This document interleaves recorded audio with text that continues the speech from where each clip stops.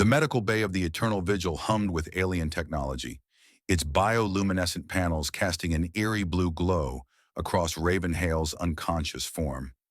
She lay motionless on the regeneration pod, her body covered in synthetic bandages that pulsed with healing nanites. The war had carved its story into her flesh. Burn marks from plasma fire, deep lacerations from shrapnel, and bruises that painted her skin in shades of purple and black. Commander Zalthra stood at the observation window, his four eyes narrowing as he reviewed the human's file on his datapad. Raven Hale, mercenary, survivor of the Kepler 442b massacre. The only human to walk out of that hellscape alive when the Krathix Dominion had descended upon the colony like a plague of metal locusts. She should not have survived, Zalthra muttered, his mandibles clicking in disbelief. 300 warriors fell on that world. She endured alone for 17 cycles. His second-in-command, a slender Velothian named Kyrex, nodded solemnly. The scans show catastrophic trauma. Her species' resilience is unsettling. But it wasn't Raven's survival that puzzled the commander. It was what happened 3 days after they'd rescued her from the radioactive ruins. The Cubs had found her. Tavar was the first. A young Krelith, barely past his spawning cycle, with silver-striped fur and eyes that glowed like molten amber. The Krelith were a proud warrior race, their cubs trained from birth to embrace strength and shun weakness. Yet Tavar had done the unthinkable. He had claimed Raven as his guardian. Zalthra remembered the moment vividly. The medical staff had tried to sedate the human for deeper tissue repair, but the moment they'd approached with the injector, Tavar had lunged from the ventilation shaft where he'd been hiding. The cub, no larger than a Terran wolf pup, had positioned himself between the doctors and Raven, his small claws extended, a growl rumbling from his throat that promised violence. She protected us, Tavar had snarled in broken galactic standard. No one touches her. The medical team had frozen. A Krelith cub defending a human? It violated every cultural norm of their species. Krelith cubs were independent, aggressive, territorial. They didn't bond with aliens. They certainly didn't bond with prey species. Yet here was Tavar, ready to die for an unconscious human mercenary. Within hours, 2 more cubs had appeared. Lys, a tiny Velothian with translucent skin and 6 delicate limbs, had crawled into the pod beside Raven and refused to leave. Then came Drac, a bulky Tharnian juvenile whose species was known for their brutal pragmatism.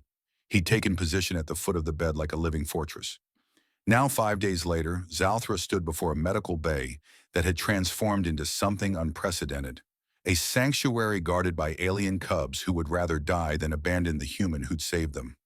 "Explain this," Zalthra demanded, gesturing toward the pod where all 3 cubs had arranged themselves around Raven's sleeping form. Tavar lay curled against her left side, one paw resting on her bandaged arm.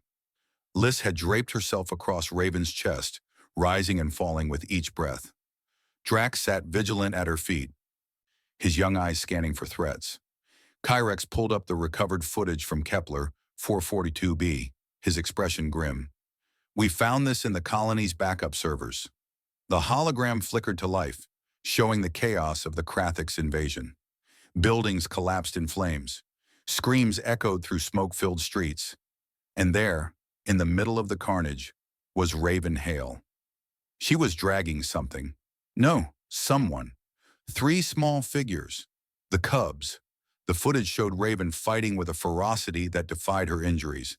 She'd torn a plasma rifle from a fallen soldier and used it with deadly precision, cutting down Krathix warriors while pushing the cubs toward an evacuation shuttle. When the rifle's charge depleted, she'd switch to a vibroblade, her movements growing sluggish as blood loss took its toll. "Get to the ship!" her voice crackled through the recording. "Go! Now!" But the cubs hadn't moved. Tavar had bitten onto her pant leg, Lys wrapped around her ankle, Drac pushing against her shin. They refused to leave without her. Zalthra watched as Raven, barely conscious, had half-carried, half-dragged the 3 younglings into the shuttle. She'd collapsed the moment the doors sealed, her body shutting down from trauma and exhaustion. The cubs had stayed with her for the next 72 hours until the rescue team arrived.